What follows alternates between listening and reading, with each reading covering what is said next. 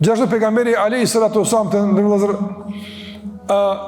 shpesh herë domthon e ka përdorur gjatë ditës surën El-Ikhlas. Çfarë mesazhe, çfarë kuptime jep? Fillimisht, sa i përket kuptimeve që dalin nga përmbajtja e surës El-Ikhlas, mund të përmend fillimisht në aspektin e prezencës së shpesh dhe të ngjeshur të surës El-Ikhlas në agjendën ditore të besimtarit. Shumë e shpesht. E lexuar në dhikr të sabahit e të akşamit ka 3 herë. Dhikri sabahit e akşamit lexohet kul huwallahu ahad, falak an-nas. Pastaj në akşam çashtu. Pastaj gjithashtu pas namazeve, pas sabahit lexohet 3 herë. Pas drekës 1 herë, pas ikindis 1 herë. Pas akşamit 3 herë, pas ikindis 1 herë. Shikoj sa prezencë. Pastaj para se më vlajt, pejgamberi sa më ka mbledh durt, ka fryn dur, ka lexu 3 herë. Surën El-Ikhlas bashkë me surën Falak edhe Nas e ka fërku trupin komplet mbrojtje nga Allahu xhallahu ala me këtë surë.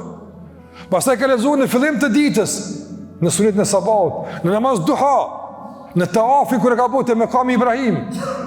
Gjithashtu edhe në namaz në akşamit, namaz në vitrit, e kështu me radhë. E shes është sura që ka prezencë të madhe. Madje pejgamberi sallallahu alajhi wasallam të ndërruar njëherë i ka thonë sahabëve, ihteshidu, mbledhuni. E kur i ka thirrë pejgamberi sahabët mu mbledh, realisht është bërë fjalë për një çështje madhore, për një lajm madh. Ka thonë ihteshidu, fa inni sa'aqra'u alaykum thuluth al-Quran. Mbledhuni se e kam ndërmend me u lexu 1/3 në Kuranit. Sahabët ju mbledh 1/3 e Kuranit, tani se vjen shumë, domethënë bjen ku e gjatë me lezu. Ju mbledh sahabët, thirrje pejgamberit alayhi salatu wasalam, u ka lezu surën El-Ikhlas. Ka thonë kul huwallahu ahad ta'dilu thuluth al-Quran.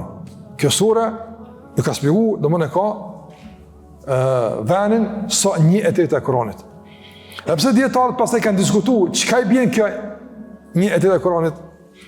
So do njerëzit kanë kuptuar që 1/3 e Kuranit kuptim të shpërblimit. Andaj thot, si me lezuni hatme, si 3 surën kul huwallahu ahad, njëjtë është. Pse 1/3? A që ashtu? Nuk ka që ashtu. Se me konë që është 3 herë me lezu surën El-Ikhlas, hatme, do një bjen që ketë Kur'an kemi lezu, a bën, për shembull namaz me lezu 3 surën El-Ikhlas, pa elham edhe me kry namazin, se këna po hatme. Apo surë El-Ikhlas e zëvënson surën El-Fatiha, nuk e zëvënson. I bjen që do nuk është kejt Kur'an në kuptim tekstual të leximit, se ta sura ka vend e vet të leximit e saj tekstual.